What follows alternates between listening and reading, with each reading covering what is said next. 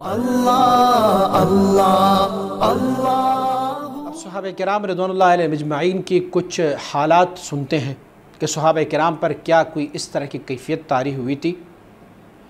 پہلے میں حضرت جعفر طیار رضی اللہ عنہ کا تذکرہ کر چکا ہوں۔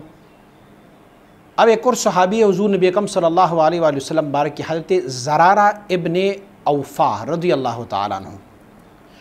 آپ مسجد بنی قشیر میں جماعت کی امامت کروا رہے تھے اور سورہ مدثر پڑھتے ہوئے جب اس آیت شریف پر پہنچے کہ فَإِذَا نُقِرَ فِي النَّاقُورِ، جب سور پونکھا جائے گا، سورہ مدثر کی آیت نمبر 8 جب انہوں نے یہ پڑھی تو جب یہ الفاظ آپ نے پڑھی تو چیخ مار کر گر پڑے اور آپ کی روح پرواز کر گئی۔ یعنی اتنی شدت سے ان کو وجد کی کیفیت ہوئی تھی، اللہ رب العزت کی خوف ڈر کی وجہ سے ان پر یہ حالت طاری ہوئی کہ وہ گر پڑے نماز کے دوران، بے ہوش ہو گئے اور بے ہوشی کے ساتھ ان کی روح بھی پرواز کر گئی۔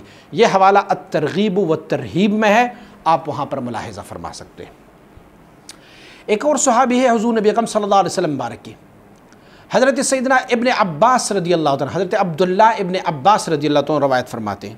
آپ فرماتے ہیں کہ جب اللہ رب العزت نے اپنے پیارے حبیب صلی اللہ علیہ وسلم مبارک پر یہ آیت مبارکہ نازل فرمائے، بسم اللہ الرحمن الرحیم، یا ایہا الذین آمنوا قوا انفسکم واہلیکم نارا وقودھا الناس والحجارہ، اے ایمان والو اپنی جانوں اور اپنی گھر والوں کو اس آگ سے بچاؤ جس کی ایندھن آدمی اور پتھر ہے۔ یہ سورہ تحریم کی آیت نمبر 6 جب یہ نازل ہوئی تو ایک دن حضور نبی اکرم صلی اللہ علیہ وسلم مبارک نے یہ آیت کریمہ اپنے صحابہ کرام پر تلاوت فرمائی تو ایک نوجوان یہ آیت مبارکہ سن کر غش کا کر گر گیا۔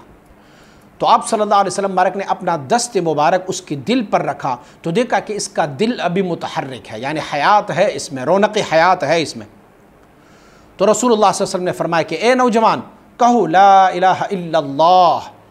تو اس نوجوان نے کلمہ پڑھا، حضور نبی اکرم صلی اللہ علیہ وسلم مبارک نے اسے جنت کی بشارت دی۔ صحابہ کرام رضوان اللہ علیہ مجمعین نے عرض کی کہ یا رسول اللہ صلی اللہ علیہ وسلم کیا دنیا میں ہی بشارت جنت؟ تو حضور سید عالم صلی اللہ علیہ وسلم نے ارشاد فرمایا کیا تم نے اللہ رب العزت کا یہ فرمان نہیں سنا؟ ذالک لمن خاف مقامی وخاف وعید، یہ اس کے لیے ہے جو میرے حضور کڑے ہونے سے ڈرتے ہیں اور میں نے جو عذاب کا حکم سنایا اس سے خوف کرے۔ صحابی پر، اس نوجوان صحابی پر کیفیت یہ طاری ہوئی کہ وہ گر پڑے، بے ہوش ہو کے گر پڑے۔ تو حضور نبی اکرم صلی اللہ علیہ وسلم مبارک نے ان کی سینہ پہ ان کے دل پر ہاتھ رکھا اور حضور نے ان کے لیے جنت کی بشارت دی۔ حوالہ ہے مستدرک میں، تفسیر سورہ ابراہیم علیہ نبینا علیہ السلام، باب وفات فتح باستماع آیات، اور حدیث رقم جو ہے وہ انٹرنیشنل نمبر سے 3390، اور مستدرک کی صفحہ نمبر 93 جلد نمبر 3 میں یہ روایت انہوں نے نقل فرمائی ہے۔ ایک اور حدیث بھی سماعت فرمائے، حضرت امام غزالی رحمۃ اللہ علیہ، آپ نے بہقی شعب الایمان اور ابن عدی کے الکامل کے حوالے سے ابو حرب ابن ابی الاسود کی روایت سے مرسلاً اس طرح نقل کیا ہے کہ انہو علیہ السلام قرأ عندہ ان لدینا انکالا وجحیما وطعاما ذا غصۃ وعذابا علیما فصعقا۔ حضور نبی اکرم صلی اللہ علیہ وآلہ وسلم مبارک، آپ مبارک نے ابو حرب ابن ابو الاسود کے سامنے یہ آیت کریمہ تلاوت کی، اور یہ حدیث جو ہے یہ مرسل حدیث ہے، بلکہ حنفیوں کے نزد یہ مسند سے بھی اوپر کی ہے۔ اصول فقہ کی کتابوں میں باب السنہ میں اس کا تذکرہ آیا ہوا ہے، اور مسلم شریف میں یہ روایت موجود ہے کہ حضور نبی اکرم صلی اللہ علیہ وآلہ وسلم مبارک کے سامنے کسی نے قرأ عندہ ان لدینا انکالا وجحیما وطعاما ذا غصۃ وعذابا علیما، کہ حضور نبی اکرم صلی اللہ علیہ وآلہ وسلم مبارک کے سامنے کسی نے یہ آیت شریف تلاوت کی تو فصعقا، حضور نبی اکرم صلی اللہ علیہ وآلہ وسلم مبارک، صعق کے معنی بے خود ہونا، حضور نبی اکرم صلی اللہ علیہ وسلم مبارک جو ہے اس پر بے خودی طاری ہوئی اس آیت شریف کو سنتے ہوئے۔ احیاء العلوم جلد نمبر 2 صفحہ نمبر 297۔ ایک اور حدیث شریف بھی سماعت فرمائے، اسی طرح تفسیر مدارک جلد نمبر 4 صفحہ نمبر 136، اور تفسیر مظہری میں جلد نمبر 8 اور صفحہ نمبر 109 میں سورہ زمر کی آیت کی تفسیر میں یہ حدیث نقل کی گئی ہے۔ اذا اقشعر جلد المؤمن وفی روایت جلد العبد من خشیت اللہ تحاطت عنہ الذنوب کما یتحاطت عن الشجر الیابسۃ ورقها، جب مومن کی جلد، ان کی کھال اللہ کی خوف سے حرکت کرتی ہے، اور دوسری روایت میں یہ ہے کہ بندے کی کھال اللہ کی خوف سے لرزتی ہے، تو اس کے گناہ ایسے جھڑتے ہیں جیسے خشک درخت سے اس کے پتے گر جاتے ہیں۔ تو معلوم ہوا کہ جس پر اللہ رب العزت اپنا فضل و کرم فرمائے اور اس پر وجد کی کیفیت آئے تو ان کے گناہ ایسے جھڑتے ہیں جس طرح خشک درخت سے اس کے پتے جھڑتے ہیں۔ امام بخاری رحمۃ اللہ تعالی نے عذاب قبر کے باب میں حضرت اسماء بنت ابی بکر رضی اللہ تعالی عنہ کی روایت نقل کی ہے۔ تقول قام رسول اللہ صلی اللہ علیہ وسلم خطیباً، ایک دن حضور نبی اکرم صلی اللہ علیہ وسلم بارک خطبہ ارشاد فرما رہے تھے۔ فذکر فتنۃ القبر التی یفتن فیہ المرء، حضور نبی اکرم صلی اللہ علیہ وسلم بارک نے قبر کی فتنے کا ذکر کیا جس میں سے بندے کو فتنہ ہو جاتا ہے قبر میں۔ فلما ذکر ذلک ضج المسلمون ضجا، جب حضور نے یہ تذکرہ فرمایا کہ قبر میں کس طرح بندے کو فتنہ آ جاتا ہے، کس طرح مصیبت ہے قبر کی، عذاب قبر کے بارے میں تذکرہ فرمایا، تو صحابہ کرام رضوان اللہ علیہ اجمعین نے چیخیں مارنا شروع کر دی۔ میں نے کہا ہوا تھا کہ وجد کی ایک کیفیت جو ہے وہ چیخ مارنے کی بھی ہے، چیخ بھی مار جاتے، تو صحابہ کرام رضوان اللہ علیہ اجمعین نے سماع عذاب قبر کہ عذاب قبر کی سماع فرمائی صحابہ کرام نے، اور حضور نبی اکرم صلی اللہ علیہ وسلم بارک نے ان کو بتایا تو صحابہ کرام نے چیخیں ماری۔ یہ روایت صحیح البخاری نے ذکر فرمایا ہوا ہے، اور کتاب الجنائز جلد نمبر 1 صفحہ نمبر 138 میں اس روایت کو نقل فرمایا ہوا ہے۔ قطب ربانی محقق سمدانی سیدنا و مولانا العارف باللہ سیدی امام عبد الوہاب الشعرانی رحمۃ اللہ تعالی آپ فرماتے ہیں کہ وَمِنْ أَخْلَاقِهِمْ رضی اللہ عنہم، صحابہ کرام کی اخلاق کیا تھی، صحابہ کرام کیسے ہوتے تھے؟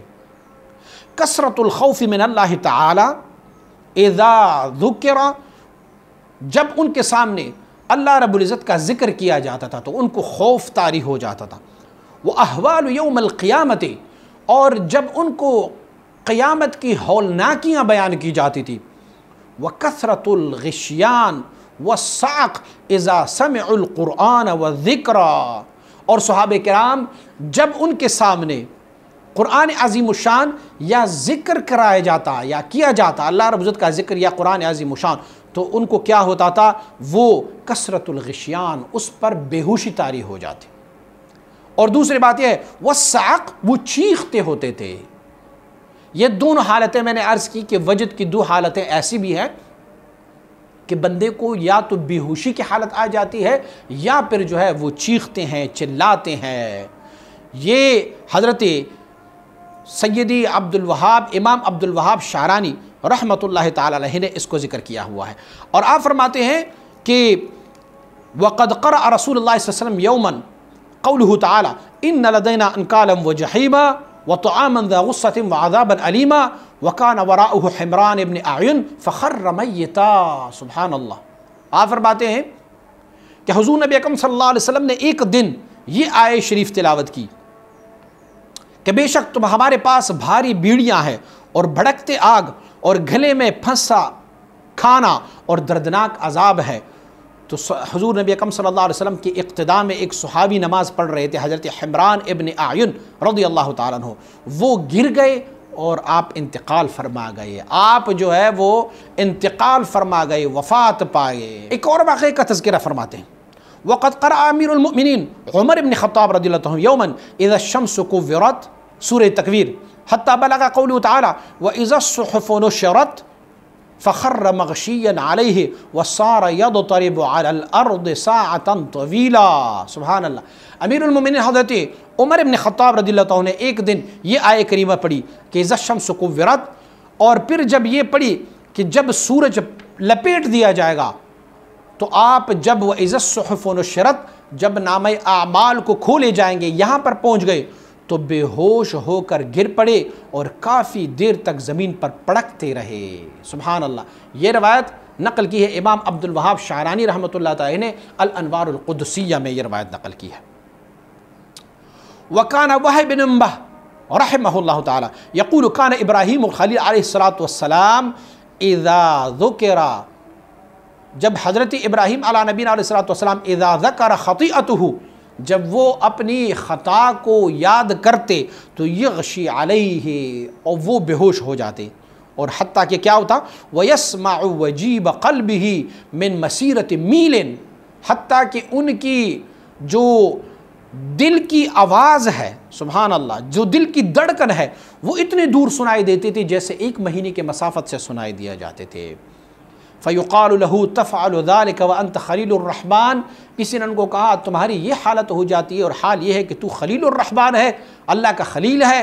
فَيَقُولُ إِذَا ذَكَرْتُ خَطِيئَتِي نسیت خلتی، جب میں اپنی خطا کو یاد کر دیتا ہوں تو پھر میں اپنی خلیلیت کو بھول جاتا ہوں۔ یہ تمام واقعات حضرت امام عبد الوہاب شعرانی رحمۃ اللہ تعالی انوار القدسیہ میں بھی، اور تنبیہ المغترین صفحہ نمبر 49 سے 50 تک مکتبہ دار الکتب العلمیہ میں انہوں نے یہ روایتیں نقل فرمائی ہوئی ہیں۔ امام شیخ عبد الوہاب شعرانی رحمۃ اللہ تعالی آپ لکھتے ہیں وخرج الحسن البصری فی جنازۃ فلما رآهم وهم يدخلون المیت فی القبر صاح وخر مغشیا علیہ فما رجعوا الى بیته الا فی نعش ذلك المیت۔ الاجوبۃ المرضیہ عن الائمۃ الفقہاء والصوفیاء صفحہ نمبر 143 میں ذکر ہے کہ جب امام حسن بصری رحمۃ اللہ تعالی ایک جنازے کے ساتھ نکلے تو جب انہوں نے دیکھا کہ وہ میت کو قبر میں داخل کر رہے ہیں تو چیخ ماری، آپ گر پڑے، بے ہوش ہو گئے۔ انہیں گھر کیسے لایا گیا؟ جس چارپائی پر اس میت کو لے کے گئے تھے اسی چارپائی میں آپ کو ڈال کے واپس لے کے آئے اپنے گھر تک۔ اسی طرح امام بخاری رحمۃ اللہ تعالی نے حضرت محمد ابن جبیر ابن مطعم سے روایت کی ہے قال سمعت نبی صلی اللہ علیہ وسلم یقرأ فی المغرب بالطور فلما بلغ هذه الآیہ ام خلقوا من غیر شیء ام هم الخالقون کاد قلبی ان یطیر۔ محمد ابن جبیر ابن مطعم آپ فرماتے ہیں کہ حضور نبی اکرم صلی اللہ علیہ وآلہ وسلم بارک نے مغرب کی نماز میں سورہ طور تلاوت فرمائے، اور سورہ طور تلاوت فرماتے ہوئے جب اس آیہ کریمہ پر پہنچے کہ ام خلقوا من غیر شیء ام هم الخالقون، تو آپ فرماتے ہیں قریب تھا کہ میرا دل اڑنے لگ جاتا، دل میرا باہر نکلنے کو تھا، دل میرا اڑ جاتا تھا۔ میں نے کہا تھا کہ وجد کی کیفیت یہ بھی ہے کہ قلب میں یا سینے میں دھڑکن یا حرارت جو ہے یہ تیز ہو جائے۔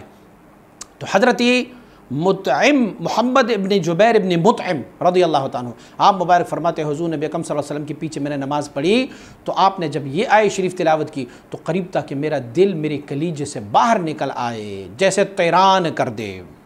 امام بخاری نے اس روایت کو نقل کی ہے جلد نمبر 2 صفحہ نمبر 720 میں۔ احیاء العلوم میں حضرت امام غزالی رحمۃ اللہ تعالی نے آپ نے ایک روایت نقل کی ہے۔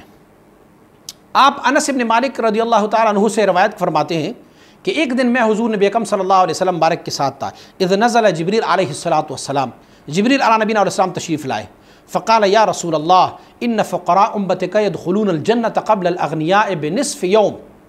آپ کی امت کی فقراء جو ہے وہ مالداروں سے جنت میں آدھا دن پہلے فقراء جنت میں داخل جائیں گے، اور وہ آدھا دن کتنا ہوگا؟